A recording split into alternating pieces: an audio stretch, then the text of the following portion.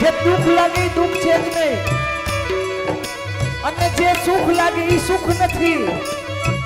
સંપદો નૈવ સંપત્તિ, વિપત્તિ કેને ગણવી? વિપતઃ વિસ્મરણમ. સ્મરણ ને વિસ્મરણ. સ્મરણ એટલે યાદ, વિસ્મરણ એટલે ભૂલાવું. આ સંસ્કૃતની જે મજા છે, એક શબ્દ લગાડો આખો પર્યાય બદલી જાય, અર્થ બદલી જાય.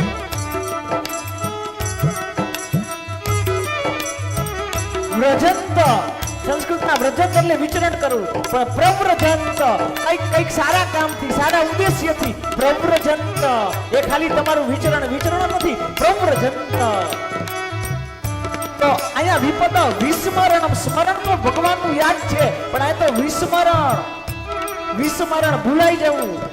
સ્મરણ ને વિસ્મરણ એટલે લગાડ્યું, આગળ વિસંપત્તિ એટલે લગાડ્યો કે સ્મરણ એટલે યાદ કરવું, પણ વિસ્મરણ નો અર્થ એ છે કે જે યાદ કરવા જેવું છે એ ન કરી, એ જ વિસ્મરણ છે. જે યાદ કરવા જેવું છે એને ભૂલાઈ જવું એ વિસ્મરણ છે. સ્મરણ તો છે જ, પણ વિસ્મરણ કેને કહેવાય? જેને યાદ કરવા જોઈએ, જેવી રીતે કરવા જોઈએ એને ભૂલી જાય એ વિસ્મરણ છે. ભગવાનને યાદ કરવાના હોય ને, ભગવાનને યાદ ન કરી જગતને યાદ કરી એ વિસ્મરણ છે, અને જગદીશને યાદ કરી એ સ્મરણ છે. વિસ્મરણ એટલે અહીંયા કહે છે કે વિસ્મરણ. વિસ્મરણ શું છે? સંપન્નારાયણ સ્મૃતિ. સ્મૃતિ બુદ્ધિમાં જે ઉતરે એ વાત. સ્મૃતિ સ્મૃતસ્ય. સ્મૃતિનો અર્થ છે જે કોઈ ભૂસાય નહીં, પર્યંત, જીવન પર્યંત યાદ રહે. સ્મૃતિ. જ્યારે આપણે કોઈને કઈ ભેટ આપી ત્યારે કે સ્મૃતિ ચિહ્ન આપ્યું.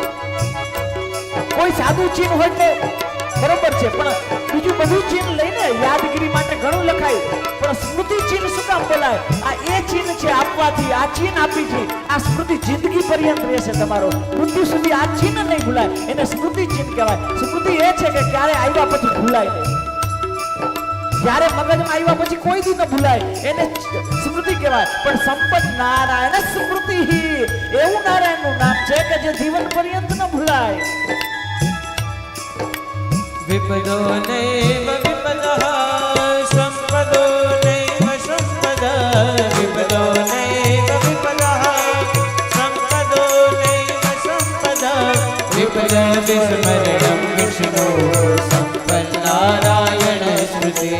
વિપદ વિસ્મરણમ વિષ્ણુ, સંપન્નારાયણ સ્મૃતિ. હનુમાનજી મહારાજ એમ કે સુખ સુખ જ નથી, એની ઉપર તો પાણો ફરે. એને તમે સુખ માનો છો ને સંસારનું, હનુમાનજી કે આના ઉપર તો પાણા મરાય, પાણા પડે આની ઉપર. આવું હનુમાનજીએ કીધું.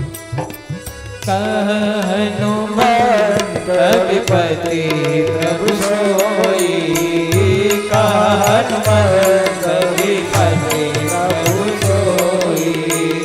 જબ તબ સુમિરન ભજન હોઈ, જબ તબ સુમિરન ભજન હોઈ.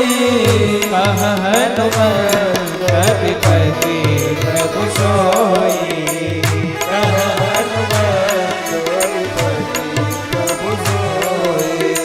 सुख पर पत्थर पड़ो राम हृदय से जाए. वो सुख पर पत्थर पड़ो राम हृदय से जाए. बलिहारी बादुक की पद पद राम बजाए. बलिहारी बादुक की पद पद राम बजाए. પરમ વૈષ્ણવ તો એમ કહે છે કે મારે સુખ નથી જોતું જેથી નારાયણ આગો જાય, જ્યાંથી ભગવાન આગો જાય એવું સુખ મારે ન જોય, એવું મારે ન ખપે કે જ્યાંથી ભગવાન આગો જાય મારાથી. વો સુખ પર પથ્થર પડો રામ હૃદય સે જાય. ઈ સુખ સુખ નથી મારા વાલા, જ્યાંથી ભગવાન તમારી છું. આપણે બધાને ખબર છે, તમે રોજ પ્રાર્થના કરો ને, ભગવાનની પ્રાર્થના ક્યારે સ્વીકાર નથી કરતા. હા, ક્યારે ભગવાન યાદ કરે ખબર છે? ભગવાન ક્યારે પ્રાર્થના થાય ખબર છે? ક્યારે તાર જોડાય ખબર છે? જ્યારે તમારા ઉપર અતિ મોટી વિપત્તિ આવી જશે, ભયંકર દુઃખ હશે ને, અને ત્યારે જે તાર જોડાય ને એવી પ્રાર્થના છે, અને એ જ ભગવાન સાંભળે છે.